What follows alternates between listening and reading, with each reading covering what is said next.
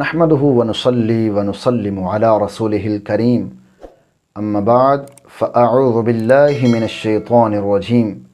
بسم اللہ الرحمن الرحیم۔ کفار کی سازش کو توڑنے کے لیے اللہ رب العزت کا فرمان اور پیارے محبوب صلی اللہ علیہ وآلہ وسلم کا فرمان نکاح کے متعلق کیا ہے؟ اللہ رب العزت نے ارشاد فرمایا وَمِنْ آیَاتِهِ أَنْ خَلَقَ لَكُم مِّنْ أَنفُسِكُم۔ اللہ کی نشانیوں میں سے ایک نشانی یہ بھی ہے کہ اس نے تمہارے لیے تمہارے نفسوں سے ازواجن تمہارے جوڑے یعنی عورتوں کو پیدا کیا، لِتَسْكُنُوا إِلَيْهَا تاکہ تم ان سے سکون حاصل کرو، وَجَعَلَ بَيْنَكُمْ مَوَدَّةً وَرَحْمَةً، اور اللہ تعالیٰ نے تمہارے درمیان یعنی شوہر اور اس کی بیوی کے درمیان محبت اور ہمدردی کا جذبہ پیدا فرمایا ہے۔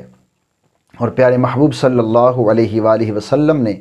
ارشاد فرمایا ایما شاب تزوج فی حداثۃ سنۃ، تم میں سے جو کوئی نوجوان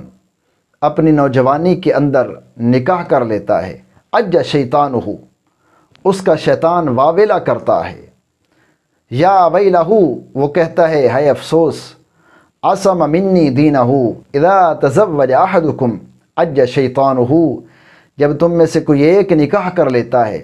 اس کا شیطان چیخیں مارتا ہے، چیختا چلاتا ہے، یقول، کہتا ہے یا ویلہ، ہائے افسوس، عصم ابن آدم منی ثلثی دینہ، کہ ابن آدم نے مجھ سے اپنے دین کے 2/3 کو بچا لیا ہے۔ اور نکاح یہ مالی طور پر خوشحال کرتا ہے۔ پیارے محبوب صلی اللہ علیہ وآلہ وسلم نے ارشاد فرمایا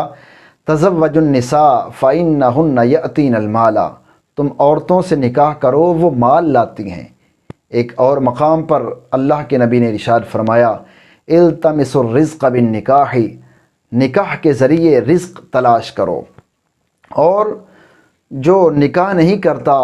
وہ مال ہونے کے باوجود مسکین ہے، ایسے ہی عورت کا حال ہے۔ پیارے محبوب صلی اللہ علیہ وآلہ وسلم نے ارشاد فرمایا مسکین مسکین مسکین